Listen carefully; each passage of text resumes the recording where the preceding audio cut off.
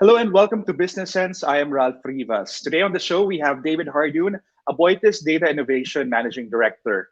Thanks for your time, David. Aboitiz Data Innovation is the group's newest unit. Tell us more about that and its goals. What does it seek to achieve for the entire conglomerate?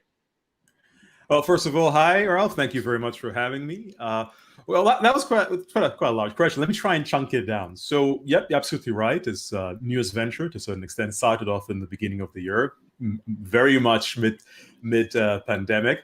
The goal is, as it kind of says on the tin, it's how to seek the opportunities of the data assets within the Aboitiz conglomerate, be it the financial pillars, be it the power, land, construction, food, I mean, literally everything. Because every single thing that we do generates data. The whole digitalization, the engagement with consumers, customers, be they individual retails or larger entities, results in more data. Now, the question that we are constantly asking ourselves, and the purpose, or if I use my very bad French, raison d'être of Aboitiz Data Innovation is, how can we use it? How can we use it? How can we leverage on it? How can we maximize on it in terms of not just doing things differently? Sometimes it's doing the exact same thing, but improving opportunities of engagements with the consumers, customer obsession, as if I quote AWS, identifying how to mitigate risks and optimizing on operational efficiencies. I mean, that is really it. And it's doing it in a kind of within an outside type of approach. We're embedded within every single one of the businesses, yet at the same time, we have this privilege of looking at the businesses from outside effectively. That's interesting. So you launched during the pandemic. So tell us more about that. And so far, how has data been used to cope with this once in a lifetime, hopefully once in a lifetime event, right? Absolutely hope once in a lifetime. Well, I'm going to probably misquote Winston Churchill, but never let a crisis go to waste. So it's because of the underlying situation, it kind of results in this necessity. I mean, think about it. We are literally, in a very, very literal sense, in a situation whereby the way we work, the way we're engaging, I mean, in fact, the way we've been having this conversation, rather than sitting together in the same location, has changed. So that already has resulted in us going, we need to think a bit differently. And it resulted in this great opportunity by saying, well, great, let's now start leveraging on these necessities that are kind of organically coming from the businesses. Concurrently, let's go outwards. Find partners. Everything good is done in collaboration. Opportunities as part of the ecosystems of Philippines, but also the ecosystems outside of Philippines, to learn, to see, to understand, and bring back and deploy, essentially.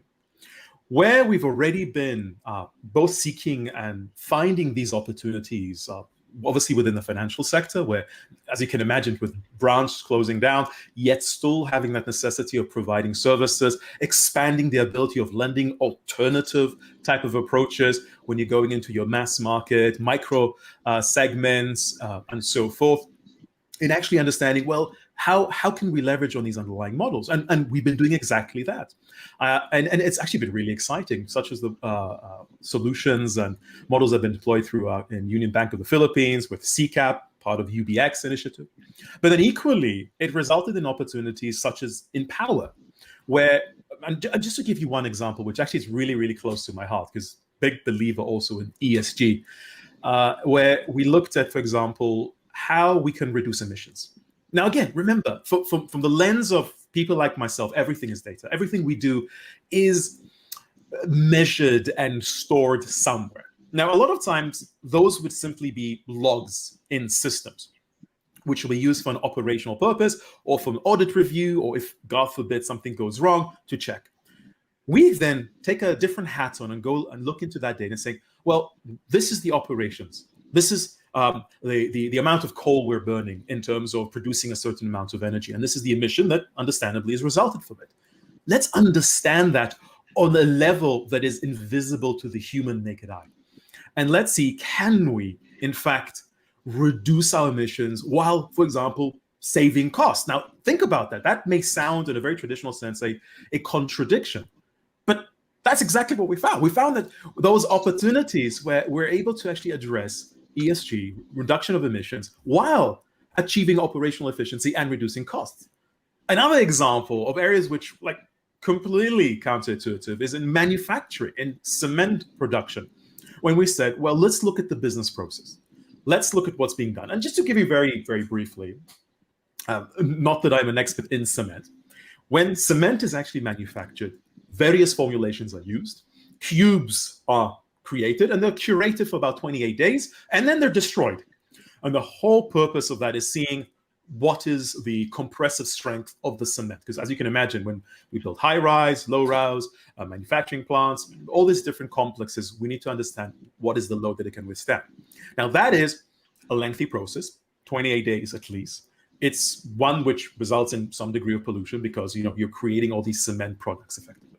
And again, all of these things are captured with data, with not just IoT devices, but for the systems that are there.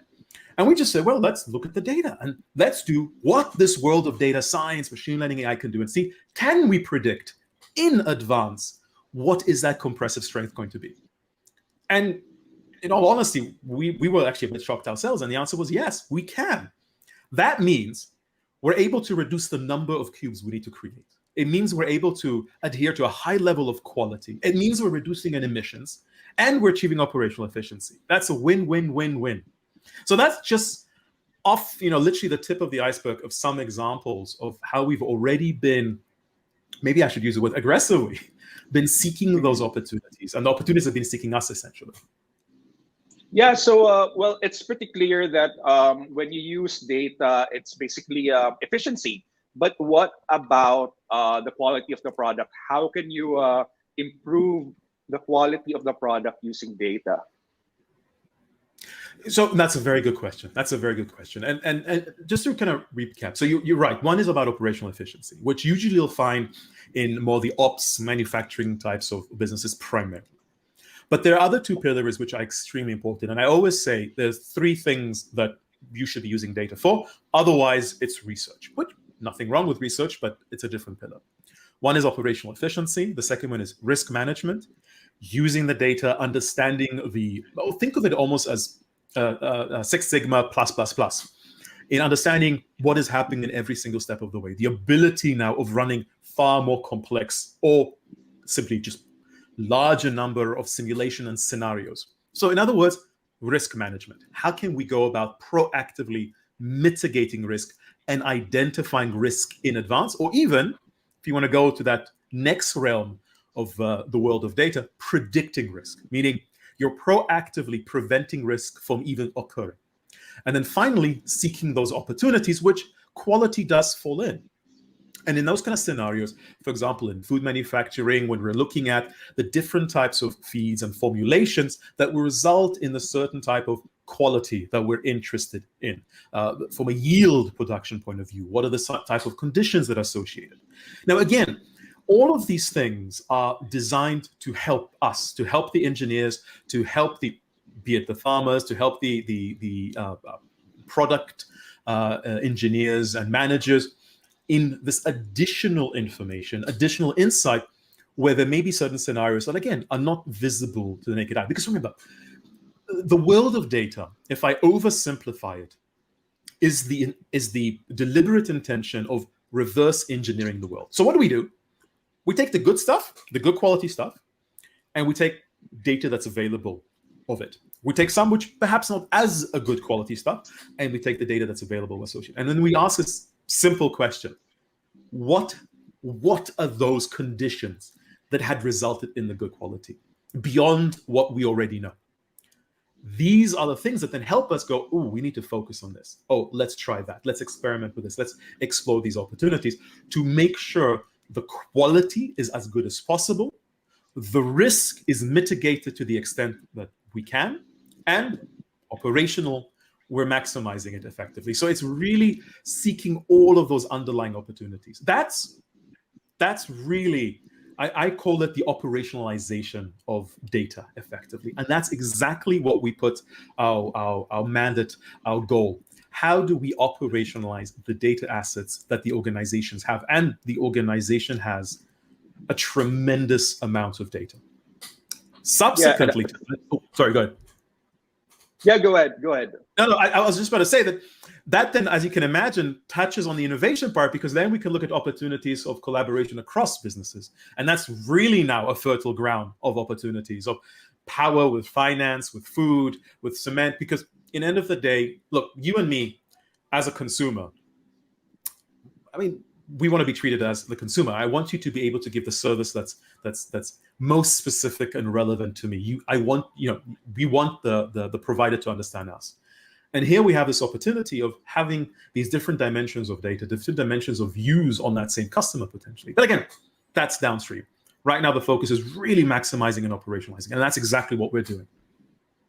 Yeah, so you have a very big task ahead of you, because it's a big conglomerate, right? So various data, various businesses. But I want to zoom in onto some of the businesses. First is Lima Water, which is pursuing a digitalization project for its supply network. Can you help me visualize what it means exactly they're doing in their digitalization project? Because full disclosure, I used to work for a water company for 3 months. And it's really hard for me to imagine how digitalization in water, because it's just tubes, right, of water. The usual problems there would be leakages, supply problems. So tell us more about that. Yeah, no, and thanks for the disclaimer, Ralph. I'm like, oh no, I have to be very careful what I say, because you could call me out on it. But no, jokes aside, you actually started giving a bit of a hint of where those opportunities are. And I'll tell you why I get so excited. It's because I will share in a second, once we start talking about it, I'm pretty sure you'll go like, oh, actually, that makes sense. But these are things that it's like if you go to someone that has never seen a plane in their life, never heard about planes in their life, and then you suddenly have a conversation about the ability to travel from one place to another in under an hour or two, they'll be like, what do you mean? But the moment you show them the plane, they go, oh, that suddenly kind of clicks in. So with that kind of prelude, if you think about that interconnected network of tubes, which effectively what is water about, it has multiple layers. So of course, the first one is really the digitalization and having smart water. What does that mean? Is I need to understand what is being produced, the quality associated with it, how much is being flown, where is it reaching? One of the biggest challenges that you have in water networks is leakages. You're constantly losing water. And of course, at a much higher element, there's a potential risk of contaminations and whatnot. So with these kind of capacities and these capabilities, is you're using data that's being collected from the system. They're actually able to understand the demand pattern at different locations of the network. So just to the point that you mentioned, Olga, in terms of leak, is do we have a leak? And these can be on a very minute basis. It's a kind of preemptive system. Also going one step further, we can proactively potentially predict fault. We can predict where maintenance needs to be done. So that's, you see how it's coming together. So it's still water, it's still a bunch of pipes, it's still a case of pushing water in, someone consuming it in a down end, but it's how to make sure that this is done with a maximum efficiency. We're operating efficiency, reducing, for example, fuel consumption or the daily monitoring routines by being more specific and more effective. Identifying where there's a likelihood of potential faults, different segments of the network, different parts of the network, and how to proactively address them. Increasing the rate of potential detection. This is all data, and this is all what data provides. So you're looking at about things of literally reducing in terms of operational costs, increasing the capacity in terms of quality control, efficiency, and essentially most important when it comes to water, actually similar to electricity, being a core necessity of life, uptime, and attaining that degree of a high level of uptime of 99 plus, whatever it may be, essentially. So those are literally the things where data comes in to augment the existing operations to go one step beyond. Now, the answer, and this is a very honest and realistic response, maybe a case of we're good. We're actually running at that top level of efficiency. But remember, the power of data, the power of these capabilities and these approaches is to look beyond, is to look at the subtle correlations, the subtle patterns that we just may not be able to see. It wasn't intuitive. and to alert, flag, indicate, predict, identify. To engineers to be able to action. This information, what's the saying? Knowledge is power. That's exactly it. That's exactly what we're gunning. That's exactly what we're going for, essentially. And this is what's the important part as the whole adoption. And to your comment, the kind of slightly daunting task that we have is to approach it very systematically and very pragmatically. We don't need to fly to the moon. We need to be able to first drive a car on the road. And that's exactly what we're doing. Now, David, I understand that you're a data guy, you love data, but when you first came in to do that task for the Aboitiz group, was their data clean, quote unquote, or was it? I mean, that's always the issue. I mean, for me, for instance, I'm a business journalist, and I get frustrated that the very basic is the PDF file, or I have to encode them again because I can't copy paste it on the spreadsheet, things like that. So how, when you first came in there to do that task for their data, how did it look like, and how are you making them realize that they need to do better, or have this culture of being very data informed? Data informed. No, I'm smiling cheek to cheek because that's a really, really good question. And perhaps on my end, a full disclosure, I used to be a data Puritan. So I would be very like, oh no, we have to have this quality control. We have to have this data. If we don't, we can't do it, etc., etc. But you know something, after, hopefully I don't look it, but many, many years of doing this, I've kind of come to the realization that we're actually in a catch-22. We're in a catch-22 because if I come to you, and let's take your previous role in water, and I start talking to you about all of these data quality issues, et cetera, et cetera, et cetera, you will be thinking, but David, I'm doing the work. I'm running the business and we're good. So, then it becomes a situation, if it ain't broke, don't fix it. You lose people. Even though it is the right thing, you want to make sure you have data quality. So my philosophy, and it's really generally my philosophy, I'm happy for others who think similarly or may adopt this, is there will always be data issues, always. Therefore, it's important to take a two-step approach. One is we simply start with what's available. Now, again, obviously there needs to be some degree of level that it can't be complete garbage. But literally start with the data that's available, that's being collected by the organization in that particular area, and just see what we're able to achieve. Now, I'm pretty confident, and I'm willing to bet that even with that so-called bad data, you will be surprised at the potential efficiency and the outcome that may receive it. Again, you may not achieve that 30, 50, those insane numbers that some may achieve. You'll get 10% improvement, 5% improvement. But that 5% improvement will result in two miraculous things. Suddenly you'll get the attention of, oh, we have an improvement, meaning there is something there. It's something that's relevant and valuable to the business from an operations, P&L, from a day-to-day point of view. Then there'll come the next question of, why only 5%? Can we do better? And that's usually when we go, well, yeah, we can, but the reason we only get 5% is because 30% of the data is not very good state. If we improve the quality of the data, we're pretty sure we're able to double, triple, quadruple, or 10 times that value in terms of efficiency. So you see, it becomes this self-fulfilling prophecy whereby you're using the outcome to justify the focus on the boring aspect of data. Very few people. I'm actually one of those people who gets very excited about data quality and data governance, but I openly acknowledge that not everyone shares my enthusiasm. So that's the approach. And it's a very, very honest answer, is don't be distracted by it. Again, obviously, unless the situation whereby the data is really dire, and that's the case when you just simply go, look, I'm good, but I'm not a miracle worker. But it's a case of, let's see what we have. Let's get whatever we can achieve. Let's squeeze the lemon or squeeze the rock, and then use that as the I don't want to say the smoking gun, but the rationale to let's improve. If there's a need to improve, because let's give you another example. If you don't get those outcomes, if you don't get that efficiency, you don't get that benefit, maybe you shouldn't even be collecting that data to begin with. Okay. Now, another topic that I want to discuss is Union Bank, because Yeah. it's among the if not one of the leaders in the digital push, because they were able to produce or roll out these features that other banks were kind of late. For instance, I don't know, registering purely using the smartphone, things like that. So can you briefly walk us through how Union Bank was able to successfully ride the digital wave brought about by the pandemic, or even before the pandemic?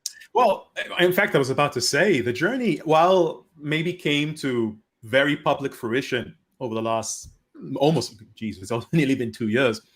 But this is a journey that started from 2014, 2015. There was a lot of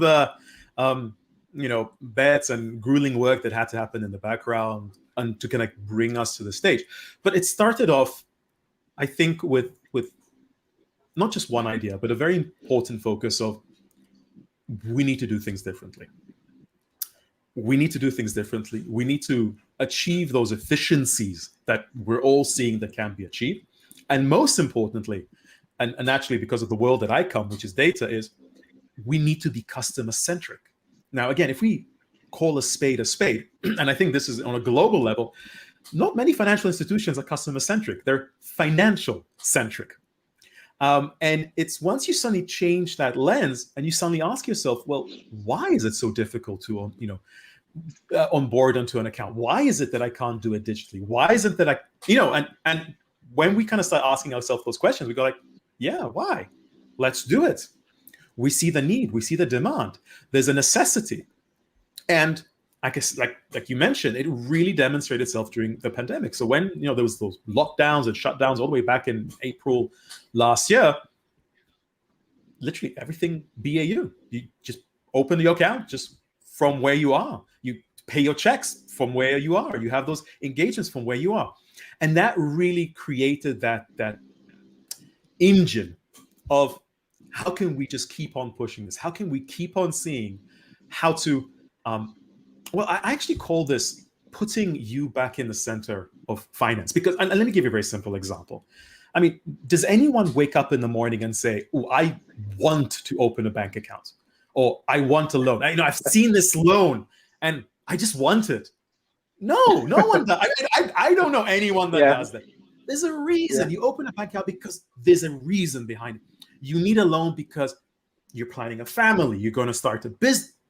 And we now need to use these digital means that we have available to us to understand you and facilitate and make it with the highest level of governance, the highest level of scrutiny, the highest level of fiduciary responsibility. To me, those are hygienes.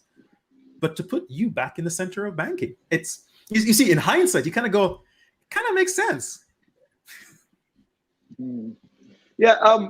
Actually, my next question would be: is there a conflict between data, artificial intelligence, and humans? Because everything's so efficient, maybe some people may be pushed out of the workforce. I mean, for instance, in the digital push, for instance, I've always asked this to some of my interviewees. Will we see less branches in the future and more digital banks? Because, things like that. Or maybe in the Aboitiz group, less people checking out on pipes in Lima water because of what you guys are doing. So will data and robots take away jobs if the next I was about to say, thank you very much for the very nice way of asking that very difficult question.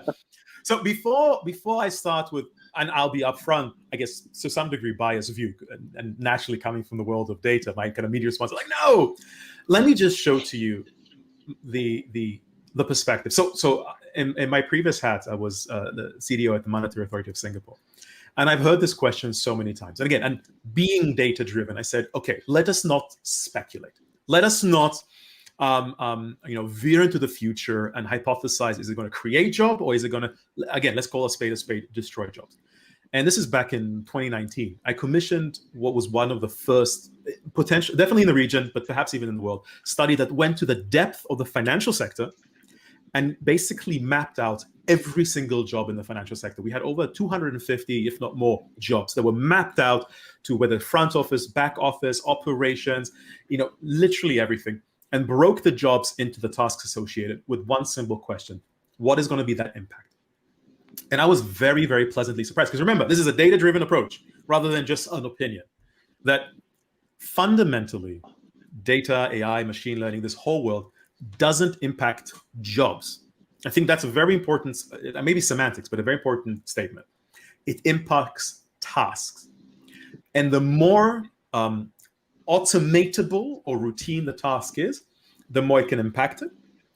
But then what we discovered is actually the large number of jobs that are out there that actually have an impact are quite few. So what happened is that the jobs evolved. Because remember, what is the genuine and the main objective of this world of data science? It's not just the automation. Actually, automation is the most simplistic of them all. And that one, yes, let's be upfront, may have a certain impact. It's the uncovering of additional insight. So I always tell, C-suite or managers, is when they start this kind of journey, if there's any shadow of a doubt, when they say, oh, I want to reduce my headcount, I'm saying, don't even start then. Because I can guarantee you, by the time we're done, you will need to hire more people, because you're going to be confounded with so much more information, so much more insight, so many more questions, so many more new possibilities, that you will need the people to uncover them. And that's exactly what we're finding. It's the creation of new services, new products, and new opportunities. So to really just zoom in and answer your question, what's going to be the impact? Well, let's take branch as an example. If you go to the very beginning, with this whole digital revolution, that was the view. No need for branches. We're going to shut everything down. And if you look at some of the countries that started off those journeys in Europe and so forth, that's exactly what they did. But something happened. Not only did they stop closing branches, they started reopening them. But look at the branch. The branch is no longer a branch. The function that the branch did changed. Why? Because they looked at the data. They were able to understand what is it that people needed, when is it they needed, how that service should be provided. The tellers, their jobs, they're still there, but they're not just tellers. Their function had changed effectively. So you're seeing this nice oscillation, essentially. To your other point about engineers, there'll be less checking of water pipes. My response is no, they'll still be checking water pipes, because remember, it's about augmentation. But what is their process of checking, verification, review is going to be enabled with additional information. So for example, they will go review a potential segment that isn't flagged, isn't alerted by traditional means, but that system that has predictive capability saying, look, we're identifying a future risk. Go do a preemptive review. See what I meant about my point about potentially additional work? It can work both ways. So that's how I would look at it. And fundamentally, as a philosophy, again, going back to what I was saying, I used to get this asked a question a lot of times. Is AI basically going to take over the world? I said, look, if you start off with a view of replacing jobs, if you start off with the view of creating algorithms to replace, don't be surprised if some point in the future, that's exactly what happens. However, if you start with a point of view of augmenting, if you start from the point of view of aiding, then let's not be naive. Would it result in some potential displacement? It may. However, it's the purpose of augmenting, supplementing, and supporting us. And I'm absolutely certain that it will result in even more jobs. And that's exactly the philosophy and the exact approach that we're taking, and exactly the outcome that we're seeing as well. Okay, so you mentioned more jobs, but of course, different types of skill set.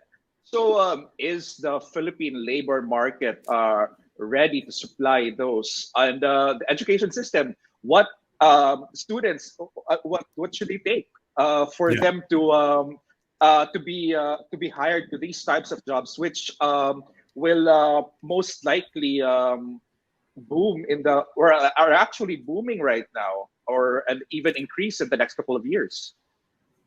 Oh, that's an excellent question. That's a really excellent question. And I'll tell you why it's an excellent question, is because Philippines, actually, other than being one of the countries that is always very keen and eager to adopt new technology, in fact, was one of the first to adopt mobile phones, etc., and so forth, Facebook.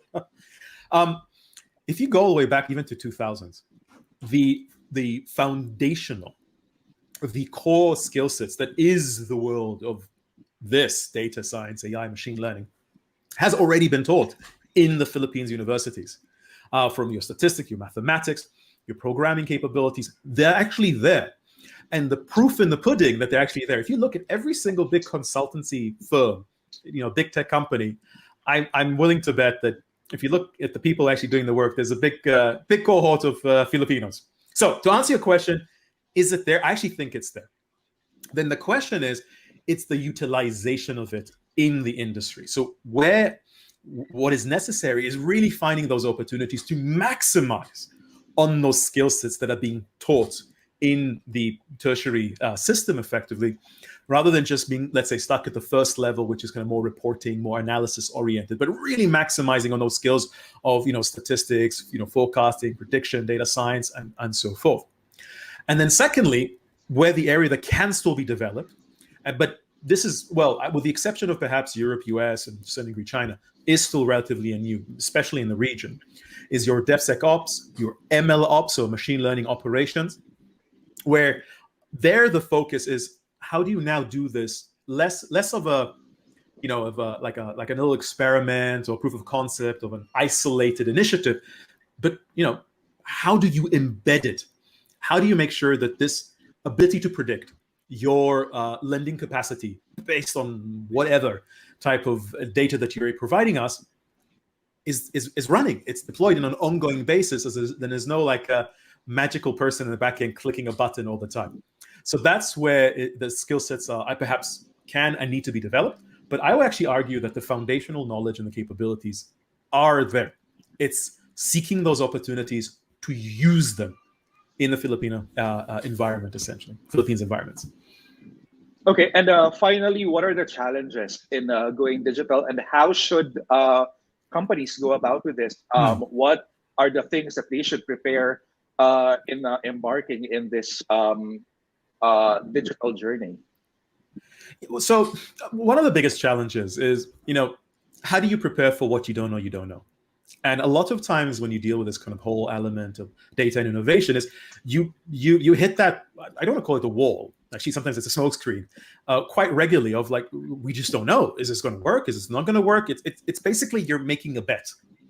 And the goal is you want to make it as an informed bet as possible. So my recommendation is always start with what you know. When I get questions of like, oh, how do we do this? How do we use machine learning? How do we use AI? I'm like, let's start with your KPIs. Let's start with the business objective. Let's start with the challenge, if there are any, that we're facing today. Now, I know this may not sound as enticing. No, we want to use, stuff that's been using Google. It's like, no. Let's start with what we know. Let's have demonstrable results. Let's show that these low-hanging fruits are able to help us on our day-to-day process. And what that will do is it will provide that confidence. It will provide that resilience to when you look at that new area whereby you've never done it before, you never tried it before, or we were discussing earlier about data quality. Now we have to go through this massive exercise to clean up or do that. Like, why should we do it?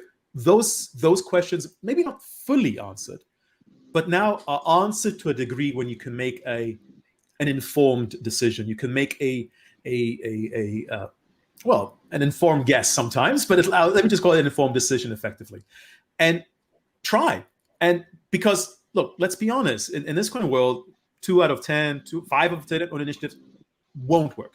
So it's important to demonstrate the results, keep those relatively small scale, be able to trial it out rapidly. So you don't want to spend months on it. You want to spend weeks.